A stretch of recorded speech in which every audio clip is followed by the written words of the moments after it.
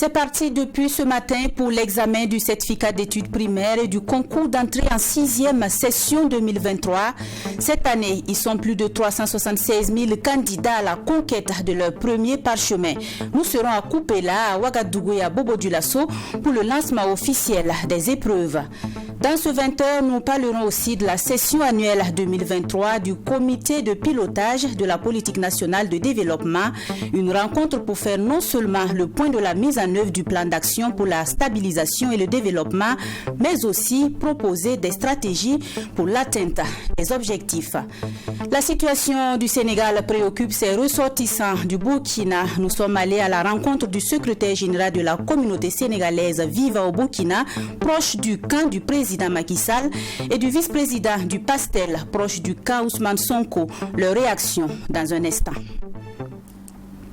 Bonsoir, merci de nous suivre. Les épreuves de l'examen du certificat d'études primaires et du concours d'entrée en 6e session 2023 ont démarré ce matin sur toute l'étendue du territoire burkinabé. C'est à Kupela, à l'école sud, que le lancement officiel a été donné par le ministre en charge de l'Éducation nationale. Cette année, ils sont plus de 376 000 candidats repartis dans 1755 centres d'examen qui seront évalués par 5 076 jurys. Fatimata Nikiema, de retour de Kupela. Il est 7h moins quelques minutes à l'école Kupela Suite A ce 6 juin 2023. L'appel des candidats au certificat d'études primaires CEP se poursuit en attendant l'arrivée du ministre en charge de l'Éducation nationale. Une fois dans leurs différentes salles de composition, entre peur et crispation, ces élèves écoutent les consignes édictées par les surveillants et remplissent l'entête de leur première feuille de composition. Cela fait, ils attendent sereinement le début de la composition des épreuves. Ils disent s'être bien préparés pour affronter les épreuves. J'ai bien appris mes leçons, je pense que je peux avoir mon CEP et mon entrée. Je suis sûre que je vais avoir mon CEP. Avant le début de la composition, les candidats reçoivent la visite du ministre en charge de l'Éducation nationale, André-Joseph Ouedraogo, venu pour le lancement officiel des épreuves. Il a tenu à encourager et rassurer les candidats qui vont à la conquête du premier diplôme scolaire burkinabé. N'ayez pas peur, c'est ce que vous avez l'habitude de faire chaque jour à classe. Après les encouragements, place aux choses sérieuses. Le dévoilement de la première épreuve, la rédaction.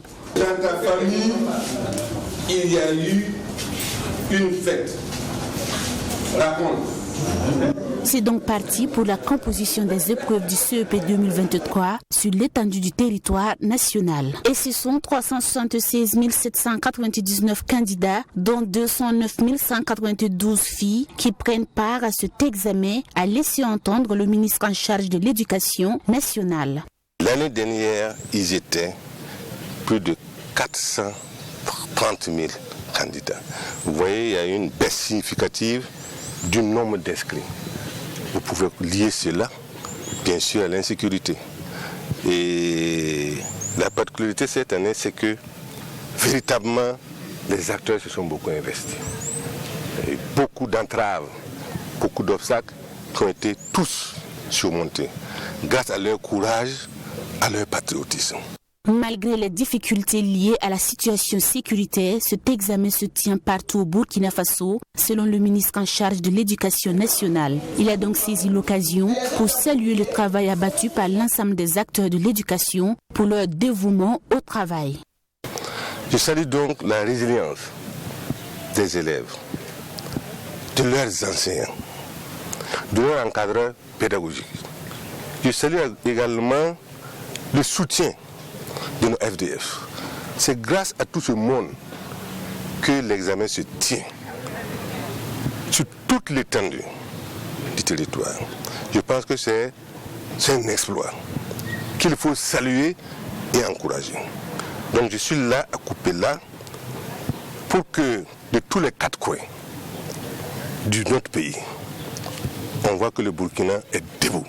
Notons que la région du centre-est où s'est tenu le lancement officiel compte 27 623 candidats au CEP, dont 15 183 filles et 12 441 garçons. Ils proviennent de 755 écoles. Parmi eux, 1003 élèves déplacés internes répartis dans les 3 provinces de la région. Dans la zone de Ouagadougou, c'est le gouverneur du centre qui a procédé au lancement de l'examen du CEP et du concours d'entrée en 6e à l'école APE 6 au quartier Somgandé. La région du centre enregistre à elle seuls 83 696 candidats inscrits, dont 284 élèves déplacés. À Sami Tiemtori pour plus de détails. Aujourd'hui, vous êtes là pour le CEP. Quels sont ceux-là qui seront admis au CEP? Pratiquement tout le monde a levé la main. C'est parti pour l'examen du CEP dans la région du centre. Pour cette session 2023, 83 696 candidats inscrits, y compris les élèves déplacés internes, repartis en 282 centres composent pour l'obtention du premier diplôme scolaire. Au centre APE de Somgandé, à 6h30 déjà, les surveillantes débutent les appels pour permettre aux candidats de s'installer. 66 389. Bamongo Abdul Aziz Emma. En attendant l'heure du démarrage effectif de la première épreuve, elle procède à la vérification des identités. Le gouverneur de la région du centre, de salle en salle, se présente et encourage les candidats avant de déceler l'enveloppe contenant l'épreuve de rédaction. Des examens qui se déroulent dans un contexte sécuritaire difficile, selon le gouverneur. Et la région du centre, à l'instar des autres régions, organise également ces épreuves-là. Et je tiens en tout cas à féliciter les acteurs du système éducatif et les autres acteurs qui se sont impliqués pour le démarrage effectif, bien sûr, de ces épreuves. Et comme vous l'avez constaté, nous sommes dans un contexte d'insécurité tumultueux et qui a provoqué également le déplacement d'autres enfants qui ont été pris en charge à ce niveau. Ils sont au nombre de près de 260 enfants déplacés internes. Donc les enfants sont les mêmes. Et les acteurs qui sont impliqués ont pris toutes les dispositions pour permettre à ces enfants d'avoir la même égalité de chances de composer. L'organisation de cet examen dans la région du centre n'a connu aucune difficulté majeure. Tout est mis en œuvre pour un bon déroulement des épreuves, à en croire le directeur régional de l'éducation préscolaire. Je peux vous assurer en tout cas qu'à l'heure actuelle, aucune difficulté en tout cas majeure n'entrave en tout cas le début et même en tout cas le bon déroulement en tout cas des examens en tout cas de cette année. Alors pour l'ensemble de la région, nous avons en tout cas 83 689 candidats, dont 284 pour le compte en tout cas des EDI. Alors nous allons commencer tout de suite avec en tout cas l'épreuve de rédaction et ainsi de suite en tout cas se poursuivra avec les autres épreuves. Tout va bien se passer, je vous rassure. Voilà. Il n'y a rien à dire, tout va bien se passer. Au total, il y a 1744 salles de composition au centre pour 4052 surveillants. Les correcteurs sont au nombre de 4506. Dans les Hauts-Bassins, ils sont 53 090 candidats à la conquête de leur premier parchemin. C'est l'école primaire publique Colma 1 dans l'arrondissement 2 de Bobo-Dioulasso qui a été retenu pour abriter le lancement officiel des examens. Le top départ a été donné par le haut-commissaire de la province du Houé, Serge Bado, depuis la ville de Sia. Dans ta famille, il y a eu une fête, raconte. C'est l'énoncé de l'épreuve de rédaction qui annonce les couleurs des épreuves de certificat d'études primaires, le premier diplôme du cursus scolaire. Accompagné d'une forte délégation, c'est le haut-commissaire de la province du Houé, Adama Bidiga, qui a donné le top de départ des épreuves. À travers, bien sûr, cette visite, lancer en tout cas un message de soutien à l'endroit bien sûr des élèves qui ce matin en tout cas auront à composer leur examen. Nous avions également prodigué quelques conseils d'usage aux élèves qui bien sûr pour ce qui concerne bien sûr la région des Hauts-Bassins sont au total 53 000 si je ne me trompe pas, en tout cas à la conquête bien sûr de ce premier examen. Bien sûr dans un contexte d'insécurité, dans un contexte difficile, nous avions voulu nous déplacer et comme je le disais tantôt, c'est pour les encourager. Pour le directeur régional de l'éducation préscolaire, primaire et non formelle des Hauts-Bassins, Zachary Zouré, c'est une satisfaction pour lui la tenue des épreuves du CEP au regard de la situation sécuritaire que vit le pays. Donc l'examen aujourd'hui, nous sommes très heureux parce que les circonstances dans lesquelles ça se tient, il a fallu beaucoup d'efforts. Même si vous ne me le demandez pas, il faut que je vous le dise, il faut que je donne quand même tous mes remerciements à tous nos partenaires. Et je commence par les FDS qui nous ont été d'un grand apport cette année pour que l'examen puisse avoir lieu. Vraiment un très grand remerciement à nos FDS parce que sans eux, on aurait pu avoir beaucoup de problèmes. Ça n'a pas été facile quelquefois.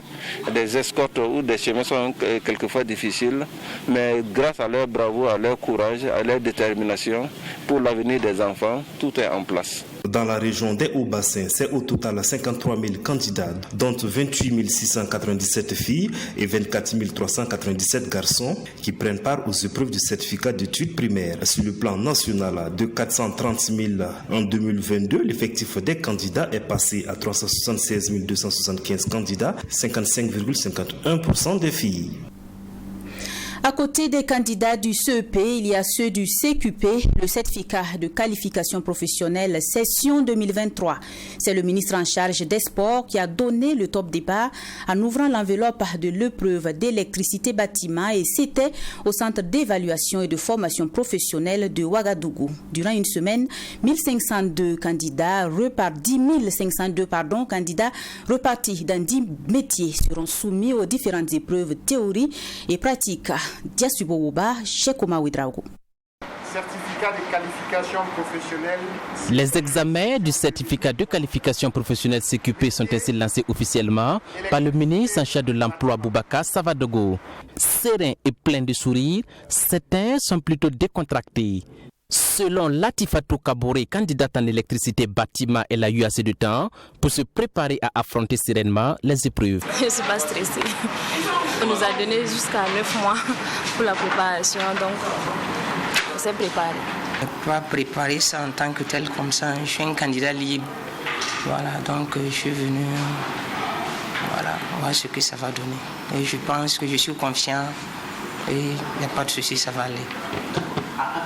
Pendant une semaine, les candidats venus de plusieurs localités composeront dans près d'une dizaine de filières, tant en théorie qu'en pratique.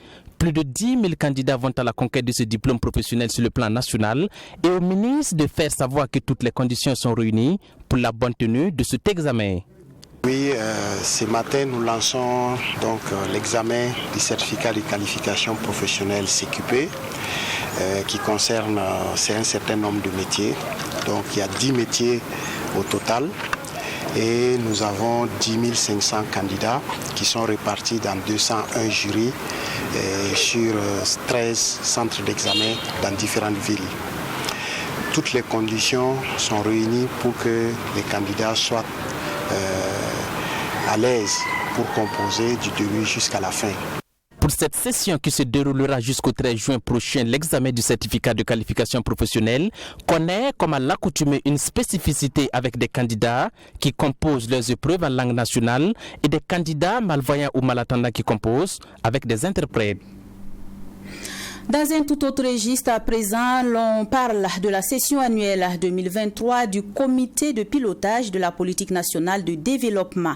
Tenue ce 6 juin à Ouagadougou, l'objectif de cette rencontre est de faire le point de la mise en œuvre du plan d'action pour la stabilisation et le développement. Le comité note une mise en œuvre de 63% au cours de l'année 2022 dans les secteurs de la sécurité, de la gouvernance, de la réconciliation et de l'action humanitaire. Des acquis ont été engrangés. Des recommandations ont également été formulées pour relever les défis, des défis en lien avec les objectifs de la transition. Abdoulaye Mienye pour plus de détails. C'est une journée d'échange entre les membres du comité de pilotage de la politique nationale de développement et ses partenaires.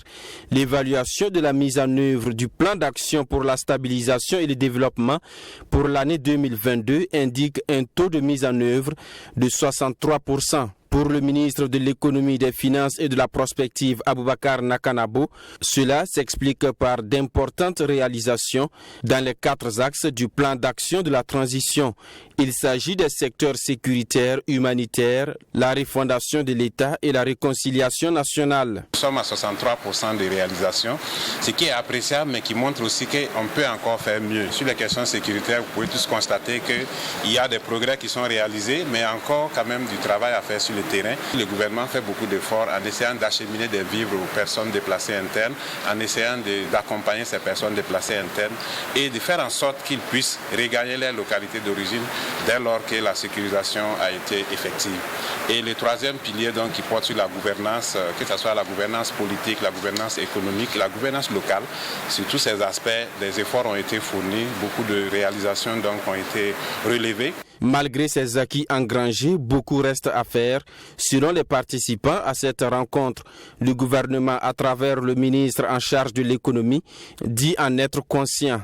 Aboubakar Nakanabo soutient que des actions sont en cours pour l'atteinte des objectifs. C'est renforcer davantage donc, les appuis au niveau des personnes déplacées internes et les prendre en charge de façon holistique parce que parmi les personnes déplacées internes, vous avez des femmes, vous avez des enfants, vous avez des adultes. Surtout les enfants, il faut faire en sorte qu'on puisse continuer d'assurer leur scolarisation. Alors pour la gouvernance, vous avez vu que nous avons engagé beaucoup de chantiers de dématérialisation des procédures. Cela va nous permettre d'accélérer la modernisation de l'administration, mais surtout faire en sorte qu'on puisse lutter contre la corruption, qu'on puisse lutter contre les faux, la fraude, etc. Cela va permettre donc de renforcer davantage les capacités de l'État à faire face aux besoins des populations. Cette rencontre a permis d'adopter le rapport de performance 2022 de la mise en œuvre du plan d'action pour la stabilisation et le développement. Le rapport contient des recommandations pour l'atteinte des objectifs de la transition. Il s'agit de la poursuite des opérations de reconquête du territoire, la lutte contre la fraude et le transfert des ressources aux collectivités territoriales. 16 morts, plus de 300 blessés et plus de 500 arrestations, c'est le bilan dressé par les autorités sénégalaises suite aux manifestations sociopolitiques dans le pays. La situation inquiète donc les Sénégalais vivant ici au Burkina qui suivent de près l'évolution de cette situation. Maxime Jean-Urbain Bara est allé à la rencontre du secrétaire général de la communauté sénégalaise vivant au Burkina, Mamadou Diarra, proche du camp du président Macky Sall, et de Aruna Diop, vice-président du PASTEL au Burkina, parti d'Ousmane Sonko. Comment ces derniers vivent-ils les troubles sociopolitiques au Sénégal? Quelle lecture font-ils de cette situation? Élément de réponse. Sénégalais vivant au Burkina Faso et proche du camp de Macky Sall, c'est avec tristesse et amertume que Mamadou Diarra dit suivre la situation sociopolitique dans son pays. Un calme relatif aujourd'hui troublé par des manifestations de rue pour dire non aux velléités du troisième mandat de l'actuel président et demander la libération de l'opposant politique Ousmane Sonko, condamné par la justice. Pour le secrétaire général de la communauté sénégalaise vivant au Burkina Faso, les manifestations de ces derniers jours au Sénégal ne sont rien d'autre que des actes de vandalisme. Je suis attristé par ces événements-là. Parce que là, je vois que ce n'est pas un truc de l'opposition, mais c'est du vandalisme. C'est du vandalisme qui c'est quand on voit même les images passer à la télé, nous qui sommes dans la diaspora, moi en tout cas je me sens meurtri dans ma chair. Pour Mamadou Diarra, le seul à blâmer pour la crise sociopolitique que traverse le Sénégal est Ousmane Sonko, le président du parti patriote africain du Sénégal pour le travail, l'éthique et la fraternité, PASTEF. Tout ça, il faut le dire, c'est à cause d'une personne qui a défié l'État du Sénégal, qui a défié le peuple sénégalais. Puisque là, en quittant Casamance avec sa retraite, il avait dit qu'il va faire son mortel combat. Mais ça, c'est pas moi qui le dis, c'est lui. Tous les gens l'ont entendu. Qu'il vient faire son dernier combat, qu'il a fait son testament. Or, il faut se dire que le président Macky Sall, mais son mandat est toujours en vigueur, c'est jusqu'en 2024. Comment quelqu'un qu'on a élu démocratiquement, qui n'a pas fini son mandat, toi, en soi-disant opposant, tu viens, tu dois que avec les jeunes, vous allez le déloger au niveau du palais. Là, c'est de l'anarchie. Aruna Diop, communément appelé Vio Diop, vice-président du PASTEF au Burkina Faso, déplore la situation au pays de la Teranga. Le Sénégal ne méritait pas ça.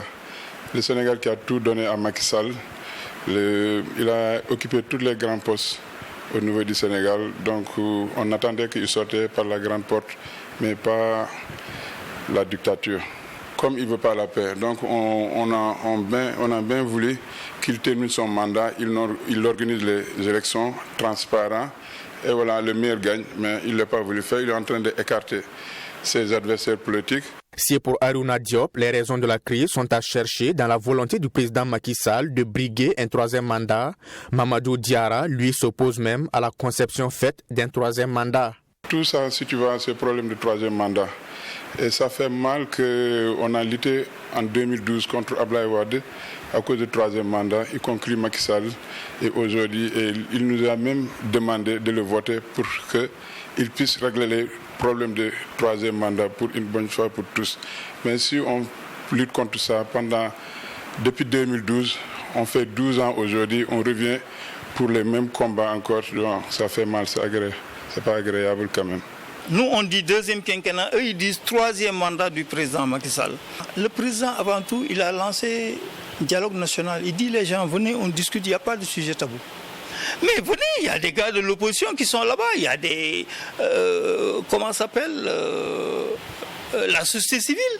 La justice dans le jeu politique pour disqualifier le candidat à la présidentielle, Ousmane Sonko. Une autre évidence pour Diop, quand Diarra y voit l'expression de l'indépendance du pouvoir judiciaire sénégalais. Au moment du couvre-feu, au lieu de donner l'exemple là, il quitte son domicile avec son véhicule pendant la nuit pour aller dans un soi-disant salon de massage. Mais lui, il pouvait aller dans des institutions spécialisées. Il est député, il est là. C'est l'argent du contribuable qui le nourrit. Là, les gars vont payer.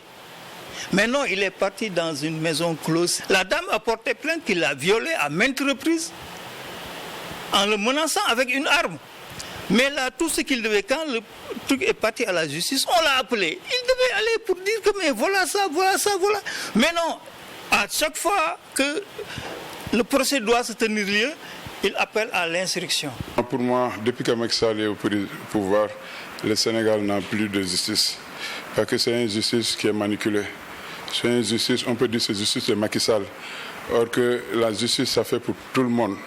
Et Macky Sall, y compris Macky Sall, Ousmane Sonko, pour tous les Sénégalais, ils ont les mêmes droits au Sénégal. Donc Macky Sall, c'est qu'on a remarqué, si tu es avec lui, tout ce que tu fais, c'est bon. Quand tu es contre, voilà, tu n'auras pas la paix au Sénégal. Si pour les autorités l'on dénombre 16 morts suite aux manifestations, du côté de l'opposition, l'on parle d'une trentaine. Et à en croire Mamadou Diarra, les manifestants sont manipulés par des forces occultes dont l'objectif est de piller les ressources du Sénégal, notamment le pétrole. Mais ça nous inquiète, on a nos familles là-bas. Et puis depuis, les gens, il y a les commerces qui sont fermés. Les jeunes ne partent pas à l'école. Et puis bientôt, c'est les examens. Et puis c'est des gars, non, ils ont choisi leur moment. Je dis, c'est pour ça qu'il y a les autres. Ils veulent paralyser le pays, qu'on ne part pas jusqu'aux élections de 2024. Ils veulent à ce moment, ils disent que c'est le moment opportun de paralyser le pays. Mais ils l'ont dit, ils veulent tout faire. Mais quelqu'un qui part jusqu'à couper les addictions d'eau potable, que les gens ne boivent pas, c'est quoi la famine, les gens meurent, qu'il y a des révoltes, ils calculent bien leur jeu. Ils s'en foutent de la population. Alors que le camp de Ousmane Sonko prévoit une manifestation à l'ambassade du Sénégal au Burkina Faso au cours de la semaine, le secrétaire général de la communauté sénégalaise Mamadou Diarra invite ses compatriotes au calme et à la retenue et surtout à faire confiance aux autorités pour une sortie de crise. Voilà qui met fin à cette édition. Merci d'avoir été des nôtres. Bonsoir.